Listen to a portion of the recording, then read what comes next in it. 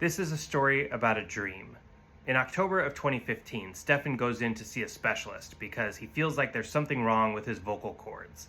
He tells the doctor that he's the singer in a band, and his band is in a really good place right now. After years as a struggling musician, this band that he's in, their first album was really well received. They've just finished recording their second album, and they were right about to go on a 7-week US tour. In fact, today was the first day of the tour. So the specialist puts a camera down Stefan's throat, and when she sees his vocal cords, she says, "I don't know how to tell you this, but the dream is over." She said, "You want to be in a rock band, you want to be a singer, I get that, but that's not going to happen anymore." Stefan grew up in Toronto, Canada, and he listened to a lot of the Canadian punk bands that were popular in the 2000s, bands like Gob and Sum 41. But when he got to 9th grade, he had this high school girlfriend who gave him a copy of a Built to Spill album. And at first, he hated it. This indie rock band from Idaho didn't sound like anything he had ever heard. Wanna see it when you find out what comet stars and moons are all about. But the more he listened to it, the more he loved it. He saw the beauty in the sloppiness of it and was taken by the songwriting, and after that he knew he wanted to be in a band. Of course, the hard thing about being in a band is you have to find other people to be in a band with you. And the band in high school that Stefan found to join was a ska band called Stop, Drop, and Skank. Stefan played guitar for them, and he absolutely loved it. He said he hated high school, but he loved playing with that band. Later, when he thought back on it, he said that just hanging out with those goofy kids changed the course of my life. After high school, Stefan went to Ryerson University to study radio and TV broadcasting.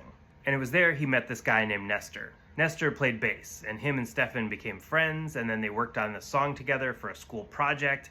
And pretty soon, Nestor introduced Stefan to two of his friends that he'd known since childhood, Zach, who was a drummer, and Steve, who was also a guitar player. And together they started a band, named after who they said was their collective middle school crush, Topanga from Boy Meets World. At the end of 2010, Topanga released an EP that they put up as a free download, and then in January of 2011, they played their first show at a Toronto venue called the Bovine Sex Club. Stefan was the singer and lead songwriter, so early on Topanga reflected a lot of his influences. They were kind of acoustic and emo and indie, but as the band got to know each other more, they played show after show, their sound started to evolve into something that was their own. Something more aggressive, where you could hear more of those Canadian punk influences, and as the sound changed, they decided that they couldn't be called Topanga. But before they settled on a new name, the band all decided on the same day to quit their jobs and just focus on music. They went to this tiki bar in Toronto and celebrated, and then they realized, we just all quit our jobs to be in a band that doesn't even have a name.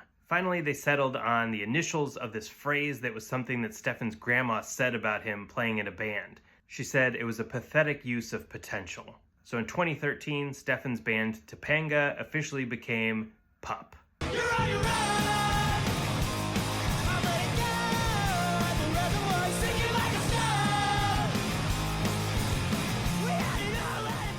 Pup released their self-titled debut album in October of 2013 to rave reviews.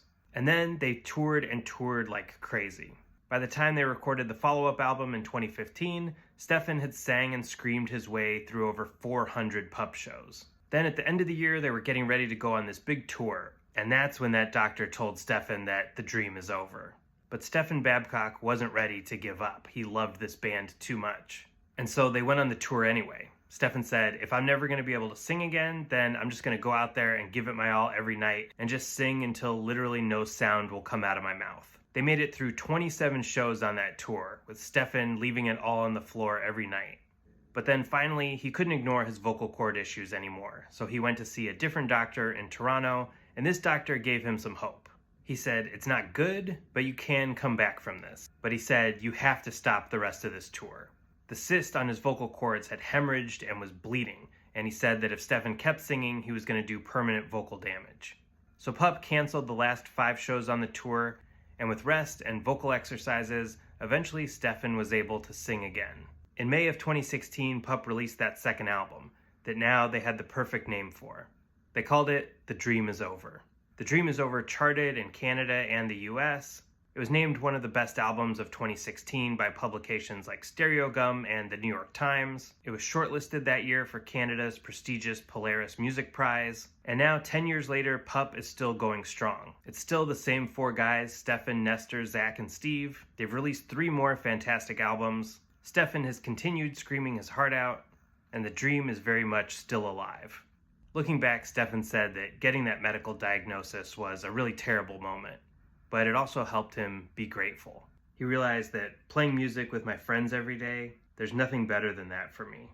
I'm just learning to appreciate how lucky we are, and what a crazy experience we've gotten to have. If this tour doesn't kill you, then I will. I hate your guts and it makes me ill. Seeing your face